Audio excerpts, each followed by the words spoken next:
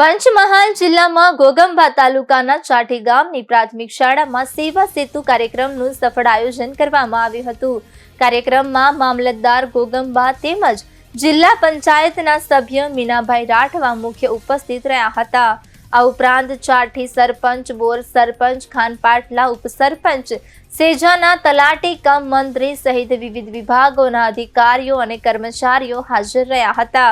કાર્યક્રમમાં આરોગ્ય વિભાગ, પશુ દવાખાનું, ખેતીવાડી શાખા, મધ્ય ગુજરાત વીજ કંપની, ICDS વિભાગ તથા આંગણવાડી કેન્દ્રોના કાર્યકરો અને હેલ્પરો દ્વારા પોતાના સ્ટોલ લગાવવામાં આવ્યા હતા, જેમાં ગ્રામજનોને વિવિધ સરકારી યોજનાઓ અને સેવાઓ વિશે માહિતી તેમજ લાભ આપવામાં આવ્યો હતો.